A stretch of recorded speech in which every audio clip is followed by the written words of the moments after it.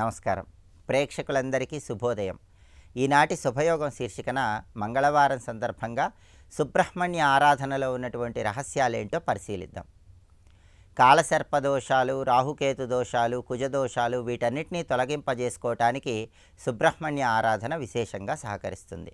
అయితే మన భారతీయ సనాతన సంస్కృతి సంప్రదాయాల్లో, ఆచార వ్యవహారాల్లో, పూజా విధి విధానాల్లో పంచదేవతారాధనకు విశేషమైన ప్రాధాన్యత చెప్పడం జరిగింది. ఆదిత్యం అంబికం విష్ణుం గణనాథంచ ఈశ్వరం అంటుంది పంచదేవతారాధన. అంటే సూర్యుడు, అంబిక అమ్మవారు, విష్ణుమూర్తి, గణపతి, ఈశ్వరుడు ఈ ఐదుగురిని మనం పూజించినట్లయితే దాన్ని పంచదేవతారాధన అనే పేరుతో పిలుస్తారు. ఏ దేవుణ్ణైతే మనం ప్రధానంగా పూజిస్తామో ఆ దేవుడికి సంబంధించినటువంటి విగ్రహాన్ని మధ్య భాగంలో ఉంచి మిగిలిన నలుగురు దేవతామూర్తుల విగ్రహాలను నాలుగు వైపులా చుట్టూతా ఏర్పాటు చేసే పూజను పంచదేవతారాధన అంటారు. దీన్నే పంచాయతనం అనే పేరుతో కూడా పిలుస్తారు. అయితే సుబ్రహ్మణ్యేశ్వర స్వామికి సంబంధించిన ఆరాధన పంచదేవతారాధనలో లేదు. దానికి కారణం ఏంటంటే మానవ శరీరంలో వెన్నెముక దగ్గర ఇడ, పింగళ, సుషుమ్న అని 3 నాడులు ఉంటాయి. ఈ 3 నాడులు కూడా త్రికోణాకృతిలో ఉంటాయి. త్రికోణాకృతిలో ఉన్న ఈ 3 నాడులలో సుషుమ్న నాడిలో అగ్ని స్వరూపంగా సుబ్రహ్మణ్యుడు ఉంటాడని పురాణాలలో, వేదాలలో చెప్పడం జరిగింది. అంటే సుబ్రహ్మణ్యేశ్వర స్వామి అగ్ని స్వరూపం. అందుకే పంచదేవతారాధనలో సుబ్రహ్మణ్య ఆరాధన లేదు. మనం ఏ భగవంతుణ్ణి పూజించినా, ఏ దైవాన్ని పూజించినా ముందుగా దీపారాధన చేస్తాం. దీపం వెలిగించినప్పుడు దీపం లక్ష్మీ స్వరూపం. అలాగే మానవ శరీరంలో సుషుమ్న నాడిలో అగ్ని రూపంలో సుబ్రహ్మణ్యుడు ఉంటాడు కాబట్టి ఒక దీపాన్ని వెలిగించినప్పుడు ఆ దీపంలోనే సుబ్రహ్మణ్య శక్తి ఉంటుంది. అందుకే సుబ్రహ్మణ్య ఆరాధన పంచదేవతారాధనలో లేదని వేదాల్లో, పురాణాల్లో చెప్పడం జరిగింది. ఆయన అగ్నిస్వరూపుడు. ఆయన్ని అగ్నిభవుడు అనే పేరుతో కూడా పిలుస్తారు. సుబ్రహ్మణ్యోం సుబ్రహ్మణ్యోం నాగపాశ బంధ విమోచన సుబ్రహ్మణ్యోం అంటూ ఆయన్ని కీర్తిస్తాం. జ్యోతిష శాస్త్రపరంగా రాహువును సర్పం తలగా, కేతువుని సర్పం తోకగా వర్ణించారు. సుబ్రహ్మణ్యేశ్వర స్వామి భౌతిక రూపం సర్పం. అందుకే సుబ్రహ్మణ్యుడిని పూజిస్తే రాహుకేతు దోషాలు, కాలసర్ప దోషాలు వీటన్నిటి నుంచి సులభంగా బయటపడవచ్చు. అలాగే జ్యోతిష శాస్త్రపరంగా కుజుడికి అధిష్టాన దైవం సుబ్రహ్మణ్యుడు. అందుకే కుజదోషం తొలగింపజేసుకోవాలంటే సుబ్రహ్మణ్యుడిని ఆరాధన చేయాలి.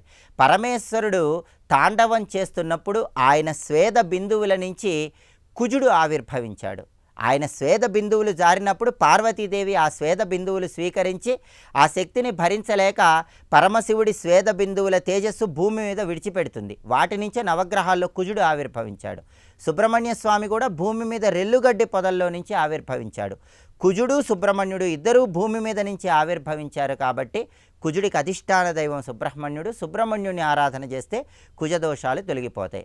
అలాగే సుబ్రహ్మణ్యుడు అంటే అర్థం ఏంటంటే బ్రహ్మణ్యం అంటే పరబ్రహ్మ, సుబ్రహ్మణ్యం అంటే శుద్ధ పరబ్రహ్మ అని అర్థం. అంటే సుబ్రహ్మణ్యుడు అంటే మంచి బ్రహ్మజ్ఞాని అని అర్థం. అంటే ఆత్మ సాక్షాత్కారం కలగాలన్నా, బ్రహ్మజ్ఞానం కలగాలన్నా కూడా సుబ్రహ్మణ్యుడిని ఆరాధన చేయాలి. అలాగే జ్యోతిష శాస్త్రానికి అధిపతి సుబ్రహ్మణ్యుడు కాబట్టి జ్యోతిష శాస్త్రపరంగా ఉన్న దోషాలు పోగొట్టుకోవటానికి కూడా సుబ్రహ్మణ్య ఆరాధన విశేషంగా సహకరిస్తుంది. అందుకే మంగళవారం సుబ్రహ్మణ్య ఆలయానికి వెళ్ళి అభిషేకం చేయించుకోవటం, లేదా ఎరుపు రంగు పుష్పాలతో అర్చన చేయించుకోవటం, సుబ్రహ్మణ్య ఆలయంలో రాహుకాలంలో మంగళవారం నిమ్మకాయ దీపాలు వెలిగించటం, సుబ్రహ్మణ్య ఆలయంలో ప్రదక్షిణలు చేయటం ద్వారా సమస్త శుభాలు చేకూరుతాయి. సుబ్రహ్మణ్య స్వామికి సంబంధించిన సుబ్రహ్మణ్య కరావలంబ స్తోత్రాన్ని గృహంలో మంగళవారం పఠించినట్లయితే దానివల్ల అన్ని రకాలైన కష్టాల నుంచి సులభంగా బయటపడవచ్చు. జగద్గురువులైన ఆదిశంకరాచార్యుల వారు రచించిన సుబ్రహ్మణ్య భుజంగ స్తోత్రాన్ని మంగళవారం పఠించినా లేదా శ్రవణం చేసినా దీర్ఘకాలిక అనారోగ్య సమస్యలు, కారణం తెలియని అనారోగ్య సమస్యలు వీటన్నిటి నుంచి సులభంగా బయటపడవచ్చు. మంగళవారం ఓం శరవణ భవాయ నమః అనే మంత్రాన్ని వీలైనన్ని సార్లు పఠించడం ద్వారా సుబ్రహ్మణ్యుడి సంపూర్ణమైన అనుగ్రహానికి పాత్రలై సమస్త శుభాలను సిద్ధింపజేసుకోవచ్చు. శరవణ అంటే రెల్లుగడ్డి అనే అర్థం ఉంది. పరమేశ్వరుడి దివ్య తేజస్సు రెల్లుగడ్డి పొదల్లో పడినప్పుడు దాని నుంచి సుబ్రహ్మణ్య స్వామి ఆవిర్భవించాడు కాబట్టి ఆయన్ని శరవణ భవుడు అనే పేరుతో పిలుస్తారు. ఇలా సుబ్రహ్మణ్య ఆరాధనలో ఉన్న రహస్యాలు తెలుసుకుంటూ సుబ్రహ్మణ్యుని ఆరాధన చేస్తే సుబ్రహ్మణ్యుడి సంపూర్ణమైన అనుగ్రహానికి ప్రతి ఒక్కరూ సులభంగా పాత్రలు కావచ్చు. రేపటి శుభయోగం శీర్షికన పూజా విధి విధానంలో ఉన్న ముఖ్యమైన అంశాలేంటో పరిశీలిద్దాం. నమస్కారం. ఓం నమః శివాయ.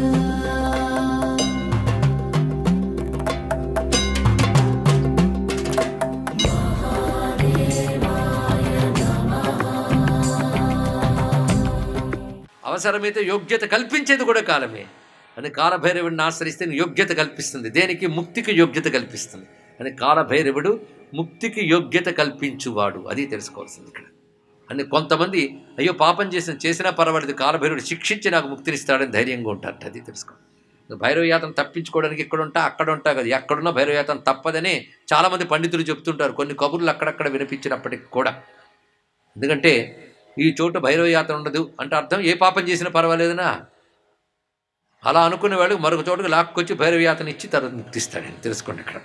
కానీ కాశీలో ఎక్కడున్నా పాపం చేయకుండా జాగ్రత్త పడాలి. ఎక్కడున్నా కాలభైరవుడి నుంచి ఎవడు తప్పించుకోలేడు. ఇది తెలుసుకోండి ఇక్కడ. అనుక్షణం జాగరూకులమై ఉండాలి ఇక్కడ. ప్రతిరోజు పడుకునే ముందు పొద్దుటి నుంచి సాయంత్రం వరకు నా ప్రవర్తన ఎలా ఉంది, ఎంతమందిని నొప్పించాను, ఎంత అజ్ఞానంతో విహరించాను, ఎంత అహంకారంతో విహరించాను తెలుసుకుని పశ్చాత్తాపడి క్షమించు స్వామి ఇకపై చేయనంటే పోతాయి. అది కాలభైరవుడు కారుణ్యం అండి. ఇంకా మరొక ఆయన గురించి చెప్తున్నారు. ఏ దండపాణిం ద్విజభోజనాజ్యం భంజంతి కాయాం సుఖవాసహేతో తే విఘ్నపూగాన్ ప్రఘురుచ్చ దూరాత్ ఆరాత్పదం శాశ్వతమాప్నువంతి. ఆ తర్వాత ఆయన దండపాణిని తెలియజేశారు ఇక్కడ. ఇప్పుడు మనం గమనిస్తే భవాని, శివుడు, కేశవుడు, సూర్యభగవానుడు, డుండి గణపతి, కాలభైరవుడు, దండపాణి చెప్తూ దండపాణి భజనం సుఖావకం సంభ్రమోద్భ్రమ వికారనాశకం భక్ష్యభోజ్య సుఖ మోక్షదం యతస్తద్వినా భవతి చాకులాకులః. ఇవి కొన్ని రహస్య శ్లోకములండి. దండపాణి సుఖావహం, సుఖాన్నిచ్చేవాడు. సంభ్రమోద్భవ వికారనాశకం, సంభ్రమ ఉద్భ్రమ ఇత్యాది వికారాలు పోగొడతాడు. అది భ్రమా విభ్రమా సహిత దండపాణి అని విశ్వనాథ మందిరానికి అటువైపు మనం గోచరిస్తుంటాడు. ఇక్కడ సంభ్రమ ఉద్భ్రమ, భ్రమలు ఎన్నున్నాయండి.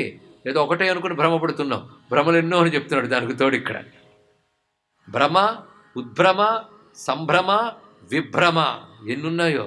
అంటే భ్రమంలో వెరైటీలు, రకరకాల భ్రమలు. మన మాయ ఒక రకంగా ఉంటుందా? అనేక రకాలు ఉంటేనే మాయ. పరమాత్మ పాప అమాయకుడు ఒక రకంగానే ఉంటాడు. అమాయకుడు ఎప్పుడు ఒక రకంగానే ఉంటాడు, కానీ మాయ లేదు దానికి. మాయ ఉన్నదే పరమమాయ దానికి. అది అనేక రకాలుగా ఉంటుంది. భ్రమ విభ్రమ. అందులో కాశీలో ఉన్నవాడిని భలే టెస్ట్ చేస్తాడు ఈయన.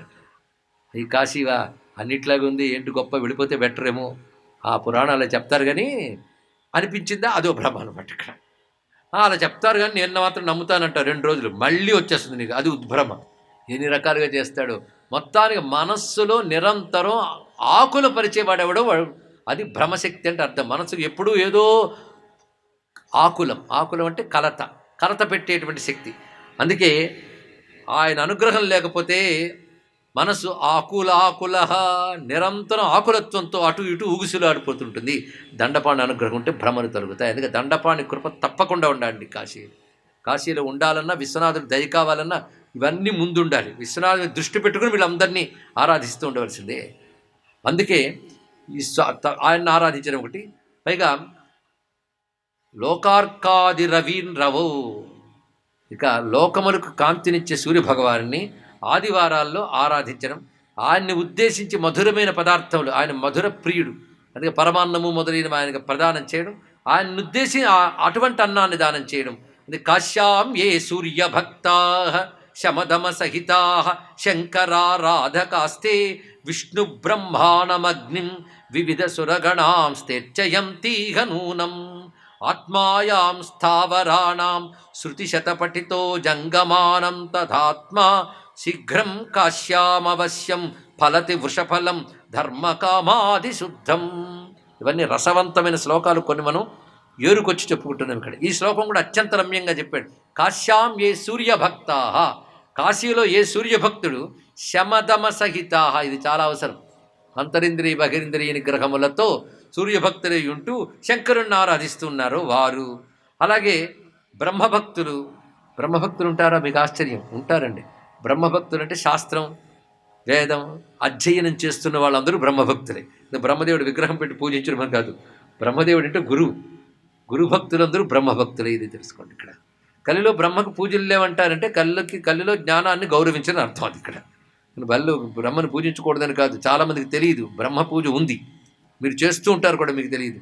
యజ్ఞయాగాదులు చేసేటప్పుడు మొట్టమొదటి ఎవరిని పూజిస్తారో తెలుసా? బ్రహ్మాండం పూజయామి, అక్కడ ముందు బ్రహ్మనే పూజిస్తారు వరించి. తర్వాత యజ్ఞాగతి క్రతువులు జరుగుతుంటాయి. బ్రహ్మ లేకపోవడం ఏంటండి? బ్రహ్మ లేకపోతే ఏమీ లేదు. పుణ్యావతిని చేస్తారు తెలుసు కదా. అందులో వరుణ కలశం, వాస్తు కలశం, బ్రహ్మ కలశం మూడింటి పూజిస్తారు. బ్రహ్మ లేకపోతే ఎక్కడా? అదే బ్రహ్మదేవుడి ఆరాధన అంటే విద్యల్ని నేర్చుకోవడం కూడా బ్రహ్మ ఆరాధనే. ఇది తెలుసుకోవాల్సినటువంటి ప్రధానమైన అంశం. అలాగే అగ్ని ఆరాధన మన కలియుగంలో కాశీలో అగ్ని ఆరాధన చేయడం చాలా విశేషమన్నారు. అంటే అర్థం అగ్నిహోత్రములు చాలా చోట్ల లుప్తములైపోయాయి. కాశీలో అగ్నిహోత్రంగానే చేసినట్లే అగ్నిహోత్ర పరుడు కాశీలో అగ్నిహోత్రం అనేది నిత్యాగ్నిహోత్రం మొదలైన చేసినట్లే ధన్యులవుతారు. అలాగే యజ్ఞయాగాదులు రగిల్చేటప్పుడు ఇలా అగ్నిని రగిల్చుతున్నాం కదా, అది పుణ్య విశేషం. అవన్నీ మాకు చేత కాదండి అంటే ఇంట్లో దీపం పెట్టుకుంటారు కదా, అది అగ్ని ఆరాధన తెలుసుకోండి. ఇక్కడ మొత్తానికి ఒకటి, వేదము చెప్పిన ఏ దేవతని ఆరాధించినా కాశీలో సంపూర్ణ సిద్ధి లభిస్తుంది. అది తెలుసుకోవాల్సింది. దేవతారాధనలన్నీ సిద్ధి పొందే చోటు. ఎందుకంటే కాశీ అంటే ఏమనుకున్నాం? స్థావర జంగమాత్మక జగత్తిక ఆత్మ కాశీ అన్నాడు ఇక్కడ. ఆత్మాయాం ఇది ఏమిటంటే స్థావరాణం శృతి శత పఠితాం జంగమానాం తథా. స్థావర జంగం అన్నట్టుగా ఆత్మ అంటే శరీరానికి అంతటికి ఆత్మ ఒకటి ఉంటేనే శరీరం కదా. ఆత్మ లేకపోతే శరీరమే లేదు, శరీరం లేకపోయినా ఆత్మ ఉంటుంది. అలాగే స్థావర జంగమాత్మైన జగత్తుకి కాశీ ఆత్మ వంటిది అని చెప్పడంలో అర్థం ఏంటంటే శరీరం పోయినా ఆత్మ ఎలా ఉంటుందో జగత్తు నశించిన కాశీ ఎలా ఉంటుంది. ఆత్మ లేకపోతే శరీరం ఎలా ఉండలేదో కాశీ లేకపోతే జగత్తు లేదు. కనుక కాశీ సమస్త విశ్వమునకు ఆత్మస్వరూపము. అద్భుతం. బ్రహ్మం అంటే అర్థం ఏంటి? సర్వజనులకు ఆత్మైనదే కదా, అది కాశీ యొక్క స్వరూపం. ఏ ఏ దేవా ప్రార్థితా ప్రాణినాం హి సిద్ధిం దద్యుః ప్రార్థితాన్మాన్యతీర్థే తేషాం భక్తా ప్రాప్నువచ్చేవ సిద్ధిం ఏకాం కాశ్యాం యత్ర దేవాః. మొత్తానికి ఏ దేవతైనా సిద్ధినిచ్చే క్షేత్రం కాశీ. ఇది తెలుసుకుని కాశీని ఆశ్రయించాలి అని చెప్తూ, అయితే కలిదోషాలు వస్తూ ఉంటాయి. కలిదోషానికి భయపడేవాళ్ళు తక్కువ తెలుసుకోండి. కలికి భయపడేవాళ్ళు ఎంతమంది ఉంటారండి? వెర్రవీగి వెన్ను చాచుకుని తిరుగుతున్న పాపాత్ములు ఎంతమంది లేరు. వీళ్ళు కలి అంటేనే డోంట్ కేర్. అలాంటి వాళ్ళకి కలి అంటే చాలా ఇష్టం, లేదా కలికి వాళ్ళంటే చాలా ఇష్టం. తెలుసా మీకు? ఎందుకంటే వీడు ఎలాగో సత్ప్రవర్తన లేదు కనుక వీడి మీద హాయిగా కూర్చోవచ్చని వస్తాడు కలిట. అందుకే కలి పురుషుడు అంటే భయం కలిగితే మాత్రం ఇటు అటు ఆలోచించకుండా కాశీని చేరుకో. ఇది తెలుసుకో ఇక్కడ. స్వస్తి.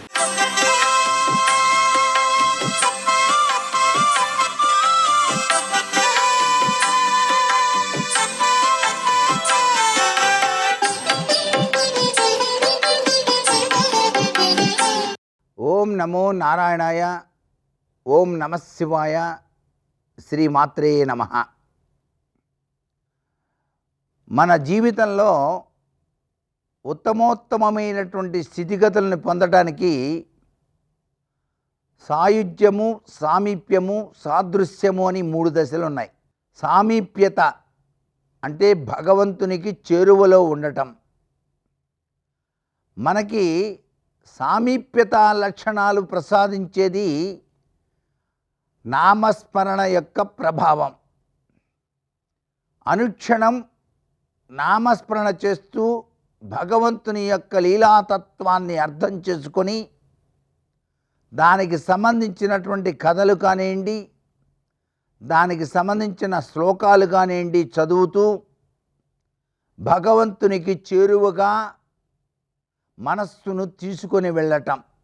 సాయుజ్య దశ అంటే కేవలం కీర్తనావళితో నీవు తప్ప ఇతఃపరం బెరుగా అనేటువంటి తత్వచింతనతో భగవంతుని ప్రార్థించటం. సర్వస్వం నీదేనయా, నీకే అంకితం అని చెప్పే భావన. ఎప్పుడైతే ఈ భావన మన మనసులోకి వస్తుందో అప్పుడు భగవంతుడు సాక్షాత్కరించి అనుక్షణం కంటికి రెప్పలా మన్ని కాపాడుతాడు. ఇక సామీప్య, సాయుజ్య, సాదృశ్యం. సాదృశ్య స్థితికి వెళ్ళటం అంటే భగవంతుడు నాలోనే ఉన్నాడు అనేటువంటి ఆప్యాయత, అనురాగ ప్రక్రియ అత్యధికంగా ఉండటం. భగవంతుణ్ణి ధ్యానం చేసేటప్పుడు అధికమైన ప్రేమతో చూస్తూ చేయాలి. అందుకే కొంతమందికి ధ్యానం చేసేటప్పుడు భగవంతుడు మాట్లాడినట్టు అనిపిస్తుంది, నవ్వుతున్నట్టు అనిపిస్తుంది. కృష్ణ పరమాత్మకి వెన్నపూస అంటే ఇష్టం కదా అని వెన్నపూస తీసుకెళ్ళి స్వామి తీసుకో అంటుంటే ఆయన నవ్వుతూ తీసుకున్నట్టుగా వీళ్ళకి భావన అనిపిస్తుంది.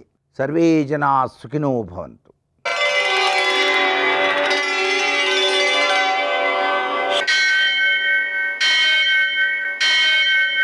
సహస్రశీరుషం దేవం విశ్వాక్షం విశ్వశంభువం విశ్వం నారాయణం దేవమక్షరం పరమం పదం విశ్వతః పరమాం నిత్యం విశ్వం నారాయణగుం హరిం విశ్వమేవేదం పురుషస్తద్విశ్వముపజీవతి పతిం విశ్వస్యాత్మేశ్వరం శాశ్వతం శివమచ్యుతం నారాయణం మహాజ్ఞేయం విశ్వాత్మానం పరాయణం. సూర్యశౌర్యమథేందురింద్ర పదవీ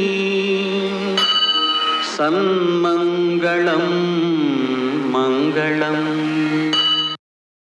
మర్కటేశ మహోత్సాహ సర్వశోక వినాశన శత్రూను సంహర మాం రక్ష శ్రియం దాపయమే ప్రభు. నేటి కాలమాన విశేషాలను గమనిద్దాం.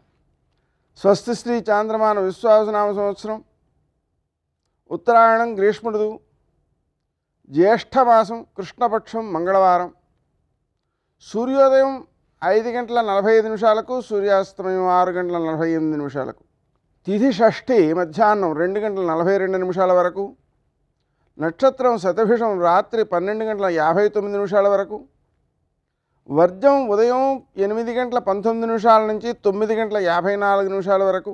దుర్ముహూర్తం ఉదయం 8:22 నుంచి 9:14 వరకు. మరల రాత్రి 11:11 నుంచి 11:55 వరకు. అమృతకాలం సాయంకాలం 5:50 నుంచి 7:25 వరకు. రాహుకాలం మంగళవారం కాబట్టి మధ్యాహ్నం 3 నుంచి 4:30 వరకు. అష్టకవర్గరీత్యా శుభప్రదమైన సమయం ఉదయం 10:30. నేటి విశేషం మంగళవారం ప్రదోషం. మంగళవారం సందర్భంగా రుణమోచక అంగారక స్తోత్రం, రుణమోచక నృసింహ స్తోత్రం, రుణమోచక గణేశ స్తోత్రం పారాయణ చేసుకోవడం, శ్రీ గణేశ రుణం చింది అనే మంత్రాన్ని జపం చేసుకోవడం అప్పు కొంతైనా తీర్చడం, త్వరితంగా అప్పులు తీరడానికి మార్గం అవుతుంది. హనుమంతునికి పూజ చేయడం, అప్పాలు నివేదన చేయడం, హనుమాన్ చాలీసా పారాయణ చేయడం, వీలైనంత వరకు రోజు మొత్తం అసాధ్య సాధక స్వామిన్ అసాధ్యం తవ కిం వద రామదూతదయా సింధో ధర్మరక్షాంకురు ప్రభో అనే మంత్రాన్ని జపించుకోవడం సకల కార్యసిద్ధికి ఉపకరిస్తుంది, విజయాలకు ఉపకరిస్తుంది. సాయంకాలపు వేళ సూర్యాస్తమయం నుంచి 1:12 ప్రదోష సమయంలో శివునకు పూజ చేసి, ముఖ్యంగా కందులతో పూజ చేసి బెల్లం నివేదన చేసి, ఆ కందులు బెల్లము ఆవులకు పెట్టేసినట్లయితే సకల గ్రహ దోషాలు తొలగుతాయి. ముఖ్యంగా కుజగ్రహ దోషం తొలగుతుంది. నేటి ఆణిముత్యాలు.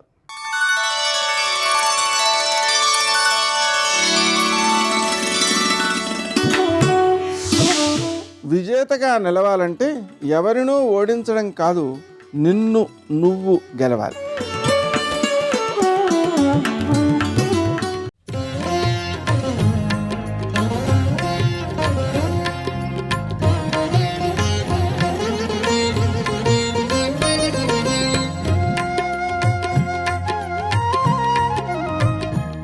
చక్రము లేని రథము, రథము లేని చక్రము నిరుపయోగము. తీగ లేని వీణ, వీణ లేని తీగ నిరుపయోగము. ఈ రెండు కలిసి ఉంటేనేనమ్మా సంతోషం. నాకు తెలుసు అమ్మా, తీగతో కూడిన వీణ, చక్రంతో కూడిన రథం ఎంత గొప్పవో భర్త పక్కన కూర్చున్న భార్య అంత పూర్ణురాలు. అమ్మా, ఆ భర్త పక్కన కూర్చోవడం, భర్తతో కలిసి ఉండడం, భర్త జీవించి ఉండడం, ఆ భర్తని సేవించడం ఎంత గొప్పదో చెప్పనా అమ్మ నీకు అని ఆవిడంది. బహుశः లోకంలో ఏ స్త్రీ ఈ శ్లోకాన్ని చెప్పలేదు. నా తంత్రీ వాజ్యతే వీణ, నా చక్రో వర్తతే రథ, నాపతి సుఖమేదేత యస్యాదపి శతాత్మజ. నిద్ర లేచి ఇలా మంచం మించి దిగుతుంటే అమ్మా అమ్మా నువ్వు కాళ్ళు కింద పెట్టద్దమ్మా, మా చేతుల్లో పెట్టమ్మా అని చెప్పి 9 కొడుకులు ఇలా అరిచేతులు పెడితే ఆ వాళ్ళ అరిచేతులలో కాళ్ళు వేస్తూ నడిచి వెళ్ళినప్పుడు అటువంటి భక్తి కలిగిన 9 కొడుకులకి తల్లిగా బతకడం వల్ల వచ్చేటటువంటి సుఖం కన్నా భర్త పక్కన కూర్చుని భర్త వలన సుఖాన్ని, గౌరవాన్ని, సంతోషాన్ని పొందినటువంటి స్త్రీ యొక్క గౌరవం కోట్ల రెట్లు ఎక్కువ. అమ్మా భర్తని ఈసడిస్తానా? భర్త కష్టంలో ఉన్నాడని నేను మాట అంటానా? అంత గొప్పదమ్మా భర్తతో కలిసి ఉండడం. కష్టంలో ఉన్నాడని నేను అనడం ఏమిటమ్మా? బెంగ పెట్టుకోకు. నీ కొడుకుని కళ్ళల్లో పెట్టుకు చూసుకుంటానమ్మా, అది నా కర్తవ్యం అంది సీతమ్మ. అది మా తల్లి సీతమ్మ అంటే, అది సీతారాముల దాంపత్యం అంటే. అసలు రాముడంటే సీతమ్మ, సీతమ్మ అంటే రాముడు, వాళ్ళిద్దరి మధ్య అభేదం. అంత ప్రేమతో, అంత సంతోషంతో ఒకరి మనసులు ఒకరై కలిసి బతికారు. అభిప్రాయ భేదాలు లేవనుకుంటున్నారా? మాట్లాడుకునేటప్పుడు ఒకళ్ళ మాట ఒకళ్ళకి ఇష్టం లేని మాట రావడం అన్నది లేకుండా సీతారాముల మధ్య ఉందనుకుంటున్నారా? ఉన్నాయి. కొన్ని ఘట్టాల్లో సీత చెప్పింది రాముడికి నచ్చలేదు, రాముడు చేసిన పని సీతమ్మకి నచ్చలేదు. అయినా వాళ్ళు మాట్లాడుకున్నప్పుడు ఎవరి అభిప్రాయం గొప్పదో చూసి వెంటనే రెండవ వాళ్ళు అనుగమించారు. అందుకే మీరు చూడండి, అరణ్యవాసంలో ఒక విషయం జరిగింది. రాముడు ఋషుల దగ్గరికి వెళ్ళి ప్రతిజ్ఞ చేశాడు, నేను ఈ ఋషులందరూ బాధపడుతున్నారు కనుక రాక్షసుల చేతిలో రాక్షసుల్ని సంహరిస్తానన్నాడు. సీతమ్మంది కొంచెం దూరం వెళ్ళాక, ఎందుకు వచ్చిన ప్రతిజ్ఞ రామచంద్ర ప్రభు మీకు? అసలు చేతిలో ధనస్సు పట్టుకుని నడవడం వల్ల మీకు వచ్చింది ఈ రకమైన ఆలోచన.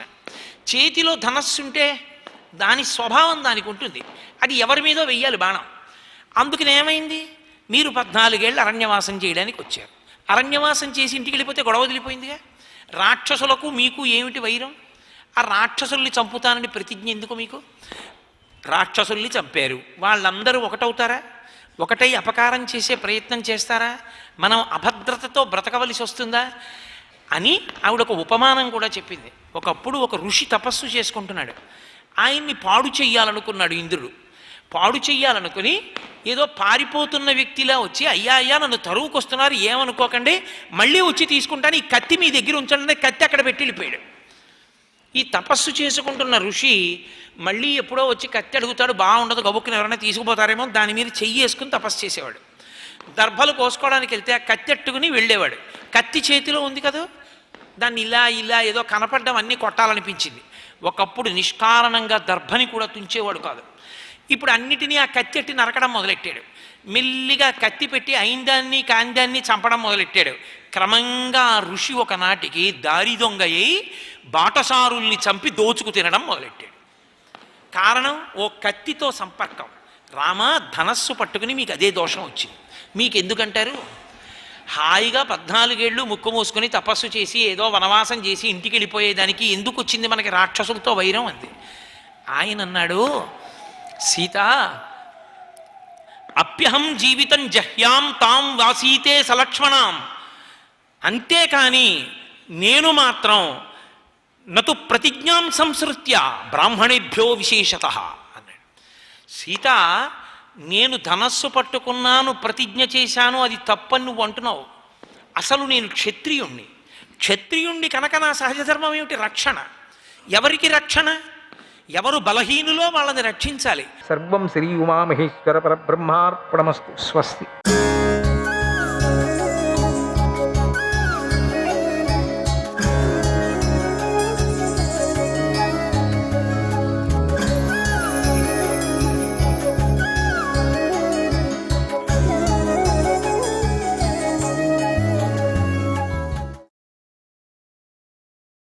శ్రీరాముడి రాజ్యపాలనలో దేవతలు, మహర్షులు మానవలోకంలో బహిరంగంగా తిరుగుతూ సామాన్య మానవులతో కలిసి వ్యవహారాలు చేసుకుంటూ ఉండేవారు.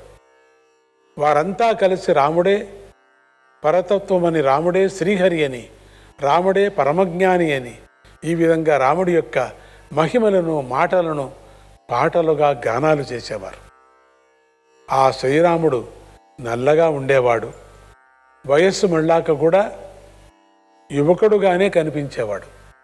ఎర్రటి కళ్ళు, తేజస్సు ఉట్టిపడే ముఖము, మోకాళ్ల దాకా పొడుగైన చేతులు, అందమైన ముఖము, సింహం వంటి భుజాలు కలిగి శ్రీరాముడు ఎంతో ఆకర్షణీయంగా ఉండేవాడు. ఆయన చాలా మితభాషి. అలాంటి శ్రీరాముడు 11,000 సంవత్సరాలు అయోధ్యాధిపతిగా రాజ్యం చేశాడు. ఆయన రాజ్యంలో ఎక్కడ చూసినా ఋగ్యజుస్సామ వేదాలు, మంత్రఘోషాలు, మహావీరుల ధనుష్టంకార ఘోషాలు అవిచ్ఛిన్నంగా వినిపిస్తూ ఉండేవి. అక్కడి పెద్దలందరూ దానాలు చేయండి, ఉన్నది తృప్తిగా అనుభవించండి అని ప్రజలకు బోధిస్తూ ఉండేవారు. శ్రీరాముడు 10 అశ్వమేధ యాగాలే గాక అనేక వందల ఇతర యాగాలు చేసి వాటిలో దక్షిణలు, దానాలు అఖండంగా నిర్వహించి చివరికి తన ఊరి జనం అందరికీ వెంటబెట్టుకొని వారితో సహా వైకుంఠానికి వెళ్ళిపోయాడు. రామ రామ రామ హరే కృష్ణ. ఇక కృష్ణ అవతారం. శ్రీ మహావిష్ణువు యొక్క మరొక అవతారం శ్రీకృష్ణుడు. ఈ అవతరణ మధురా నగరంలో జరిగింది. సర్వలోకహితకరమైనటువంటి ఈ అవతారం ఎంతో ప్రఖ్యాతమైంది. ఈ అవతారంలో శ్రీకృష్ణుడు సాల్వుడు, మైందుడు, ద్వివిధుడు, కంసుడు, అరిష్టనేమి, వృషభుడు, కేశి, పూతన మొదలైన మహావీరులను సంహరించాడు. ఎందుకంటే వీరంతా మానవ శరీరాలతో ఉన్న రాక్షసులు. వీరుగాక కువలయ పీడము అనేటువంటి ఏనుగుని, చాణూరుడు, ముష్టికుడు అనేటువంటి మల్లయుద్ధ వీరులను కూడా ఆయన సంహరించాడు. అంతేగాక బాణాసురుడి యొక్క 1000 చేతులను యుద్ధంలో నరికేశాడు. మహావీరుడని ప్రసిద్ధి చెందిన నరకాసురుణ్ణి, కాలయవనుని కూడా సంహరించాడు. వీరుగాక భూమి మీద దురాచారులే సంచరించే అనేక మంది రాజులను శ్రీకృష్ణుడు సంహరించాడు. ఈ అవతారం జరుగుతూ ఉండగానే, అంటే ఈ 28వ మహాయుగంలోనే శ్రీహరి వేదవ్యాసుడిగా అవతరించాడు. ఈయన ఏకరాశిగా ఉన్న వేద మంత్రాలను చతుర్వేదాలుగా విభజించాడు. అంతేకాకుండా భరతవంశం అంతరించకుండా తన తపశ్శక్తి వల్ల నిలబెట్టాడు. ఇక కల్కి అవతారం. జనమేజయ, ఇప్పటి వరకు జరిగిపోయినటువంటి అవతారాలను చెప్పాను. ఇక జరగబోయేది ఒకటి చెప్పవలసి ఉంది. అది కల్కి అవతారం. శ్రీ మహావిష్ణువు దుష్ట శిక్షణ, శిష్టరక్షణ అనేటువంటి కార్యక్రమాల కోసం యజ్ఞవాల్క్య మహర్షితో కలిసి కల్కి అనే పేరుతో అవతరించబోతున్నాడు.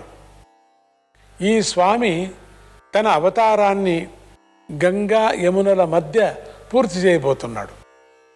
అప్పటికి కలి ముదిరి రాజవంశాలన్నీ కూడా అంతరించి మంత్రులు, సేనాపతులు అనేవారి వాళ్ళు లేకోకుండా పోయి ప్రజలను అదుపు చేసేవారే లేక భూమి అంతటా అరాజకమైపోతుంది. ప్రజలందరూ స్వేచ్ఛా సంచారదారులైపోతారు. ఎవరు వీళ్ళని పట్టేవాళ్లే లేరు. నియమించే అధికారులు లేకపోవడం వల్ల ప్రజలకు రక్షణ లేకుండా పోతుంది. అందువల్ల ప్రజలు బరి తెగించి ఒకరినొకరు చంపుకుంటూ, ఒకరి సొమ్మును ఒకరు అపహరించుకుంటూ, నిరంతరము ఆక్రందనలు చేసుకుంటూ జీవనం సాగిస్తూ ఉంటారు. ఇలా జరుగుతూ ఉండగానే కలియుగ కృతయుగాల సంధికాలం వస్తుంది. ఆ సమయంలో అనేక ఉపద్రవాలు సంభవించి తీవ్రమైన ప్రజాక్షయం ఏర్పడుతుంది. ఆ సమయంలోనే కల్కి భగవానుడు సత్పురుషులను రక్షిస్తాడు. ఇంతలో కలియుగం పూర్తయిపోయి మళ్ళీ కృతయుగం ప్రారంభమవుతుంది. మళ్ళీ న్యాయపాలన పునరుద్ధరింపబడుతుంది. ప్రజల స్వభావమే ధర్మ స్వభావంగా మారిపోతుంది. జనమేజయ, శ్రీ మహావిష్ణువు యొక్క అవతారాలు ఇంకా చాలా ఉన్నాయి. వేదవేత్తలైన విద్వాంసులు ఇంకా ఎన్నో విశేషాలను చెబుతున్నారు. నేను నీకు చెప్పింది కేవలం సూచనప్రాయంగా, సూత్రప్రాయంగా, సంగ్రహంగా వివరించినది మాత్రమే. ఈ శ్రీహరి అవతార కథలను స్వయంగా చదివినా, వినినా, ఇతరుల ద్వారా వినటం వల్ల కూడా వారి పితృదేవతల తృప్తి చెందుతారు. ఏతాస్తు యోగీశ్వర యోగమాయాః శ్రుత్వా నరో ముచ్యతి సర్వపాపైః బుద్ధిం సమృద్ధిం విపులాంచ భోగాన్ ప్రాప్నోతి సర్వం భగవత్ ప్రసాదాత్. జనమేజయ, శ్రీహరి అంటే ఎవరనుకుంటున్నావు? ఆయన యోగీశ్వరుడు అంటే యోగ విద్యకే అధిపతి. ఆయన అవతారాన్ని, ఆయనకు యోగమాయా ప్రభావాలే వీటికి శ్రద్ధగా విన్నవాటికి పాపాలు పోతాయి, జ్ఞానం సిద్ధిస్తుంది, ఐశ్వర్యం, విస్తారమైన భోగాలు భగవత్ ప్రసాదంగా వాడికి లభిస్తాయి. కృతయుగంలో శ్రీహరి అవతారాలు. ఇప్పుడు మనం కృతయుగానికి వచ్చాం. జనమేజయ, కృతయుగంలో శ్రీ మహావిష్ణువు యొక్క అభివ్యక్తి ఎంతో విస్తృతంగాను ప్రస్ఫుటంగాను ఉండేది. దాని గురించి కూడా సంగ్రహంగా చెబుతాను. ఆ యుగంలో ఆయనకు 4 ప్రధాన లక్షణాలు ఉండేవి. విష్ణుత్వం అంటే ఎల్లవేళలా అభయ ప్రదానం చేసి ఓదార్చే గుణం. హరిత్వం అంటే పాపాలను పోగొట్టే గుణం. వైకుంఠత్వం అంటే శత్రువుల చేత ఓడిపోకుండా ఉండటం. శ్రీకృష్ణత్వం అంటే అపరిమితమైనటువంటి ఆనందాన్ని కలిగించేటువంటి గుణం. ఇది ఎక్కువగా మానవలోకంలో కనిపించేది. ఈ 4 కాకుండా ఆ స్వామి దగ్గర ఈశ్వరత్వము అనే గుణము అన్ని యుగాల్లోనూ ఉంటుంది. ఈశ్వరత్వం అంటే అపరాధులను దండించడం, ఆపదలలో ఉన్న వారిని రక్షించడం. ఆ స్వామి దగ్గర అన్ని గుణాలు ఉన్న వాటిని గ్రహించడం మాత్రం చాలా కష్టం కదా. ఎందుకంటే ఆయన తత్వం ఎప్పుడూ కూడా అవ్యక్తంగానే ఉంటూ ఉంటుంది కదా. ఆయన మానవ అవతారాలను తీసుకున్నప్పుడే ఆ తత్వం ఎంతో కొంత వ్యక్తమవుతూ ఉంటుంది కదా. ఈ నారాయణుడికే కృతయుగంలో హరి అని ప్రధానమైన పేరు. హరి అంటే పాపాలను హరించి మోక్షాన్ని ప్రసాదించేవాడు అని అర్థం. ఈ హరియే బ్రహ్మదేవుడుగా, ఇంద్రుడుగా, చంద్రుడుగా, ధర్మదేవతగా, రాక్షస గురువైన శుక్రుడుగా, దేవగురుడు అయినటువంటి బృహస్పతిగా రూపాంతరం చెందాడు. ఈయనే అదితికి పుత్రుడై విష్ణు అనే పేరుతో దేవేంద్రుడికి తమ్ముడయ్యాడు. కశ్యప ప్రజాపతి యొక్క భార్య అయినటువంటి అదితిని అనుగ్రహించడం కోసమే నారాయణుడు ఆమె కడుపున విష్ణు అనేటువంటి పేరుతో అవతరించాడు. నిజానికి సృష్టికి ప్రారంభ సమయంలో ప్రకృతి శక్తిని ప్రేరేపించింది ఈ స్వామే కదా. ఈ ప్రేరేపణ వల్లే బ్రహ్మదేవుడి జన్మించాడు కదా. ఆ బ్రహ్మదేవుడి మరీచి మొదలైన ప్రజాపతులను సృష్టి చేశాడు కదా. ఆ ప్రజాపతులే కశ్యపాది మహర్షుల రూపంలో తమ వంశాలను వృద్ధి చేశారు. ఈ వంశాల వల్లే సనాతనమైన వేదము అనేక శాఖలుగా విస్తరించింది కదా. ఈ కృతయుగ శ్రీహరి యొక్క మహిమను వివరించేందుకోసం అప్పుడు జరిగిన ఒక సన్నివేశాన్ని వివరిస్తాను, విను. ఇది నీవు వినవలసినటువంటిది. తారకమయ యుద్ధం. ఆ యుగంలో రాక్షసులు చాలా బలవంతులై దేవతలను పీడించటం మొదలుపెట్టారు. ఆ దాడులకు తట్టుకోలేక దేవతలు శ్రీహరిని శరణు వేడుదామని సంకల్పించి మనసుల్లోనే ఆయనను ప్రార్థించుకుంటూ ఆయన దగ్గరకు బయలుదేరారు. కానీ ఇంతలోనే చాలా దుశ్శకునాలు కనిపించాయి. మేఘాలు బొగ్గులను వర్షించాయి. ఆకాశంలో పెద్ద పెద్ద తోకచుక్కులు చెలరేగి సూర్యచంద్రుల్నే కప్పివేశాయి. ఉరుములు మెరుపులు వికటంగా కనిపించాయి. వాయు శాస్త్రంలో చెప్పిన ప్రవహము, నివహము, అవహము, ఉద్వహము, పరివహము, పరావహము అనబడేటువంటి 7 రకాల వాయువులు ఒకేసారి వీచినాయి. ఒకేపారి ఇన్ని వాయువులు వీస్తే ఎట్లా ఉంటుందండి? ఆకాశంలో మంటల వంటి వెలుగులు పెళ్ళుబికి కురుస్తున్నటువంటి వాన నీళ్లు కూడా వెచ్చబడి ఆకాశమే దహించుకుపోయిందా అన్నట్లుగా నలువైపులా పిడుగులు పడ్డాయి. ఉల్కాపాతాల వల్ల ఆకాశంలోని ఆకర్షణ వికర్షణ శక్తులు మారిపోవడంతో ఆకాశంలో తిరిగే దేవ విమానాలు ఉన్నట్టుండి తల్లకిందులుగా క్రిందికి పడిపోతున్నాయి. తల్లక్రిందులు కాగానే పైకి కూడా లేస్తున్నాయి. అట్లనే పగలే చీకట్లు కుమ్ముకొస్తున్నాయి. ఇలాంటి ఉపద్రవ సన్నివేశాల్లో దేవతలు ఎలాగో అలా ముందుకు సాగుతున్నారు. ఇంతలో శ్రీ మహావిష్ణువు కరుణించి దేదేప్యమానమైనటువంటి తన దేహకాంతులతో ఆకాశంలోని చీకుటులను మటుమాయం చేస్తూ దేవతల ఎదుట ప్రత్యక్షమయ్యాడు స్వామి. ఆ స్వామి పీతాంబరధారి అయి వివిధ సువర్ణాభరణ భూషితుడై నేలమేఘశ్యాముడై అగ్నిజ్వాల సదృశుడై అష్టభుజుడై వివిధాయాధారి అయి పర్వతం వలె మహోన్నతుడై దేవతలకు దర్శనమిచ్చాడు స్వామి. అంత అద్భుతమైనటువంటి రూపముతో స్వామి దర్శనమిస్తున్నాడు. ఆ స్వామి ఒక పెద్ద రథం మీద కూర్చొని ఉన్నాడు.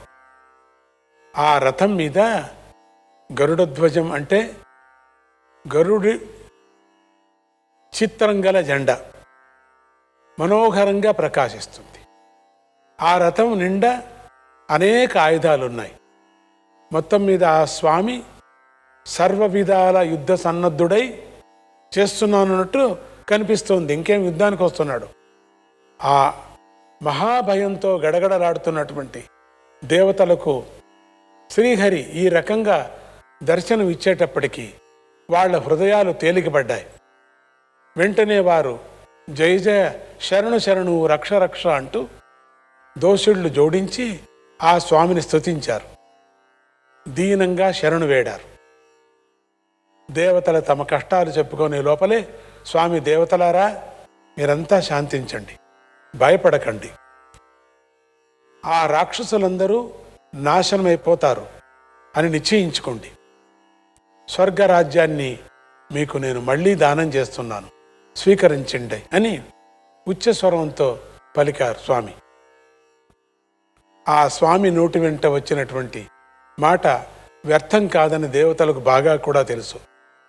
వాళ్లకు అమృతం పుట్టిన రోజున కొత్తగా అమృతం తాగినంత సంతోషం కలిగింది. ఈరోజు మళ్ళీ అమృతం తాగినంత సంతోషం.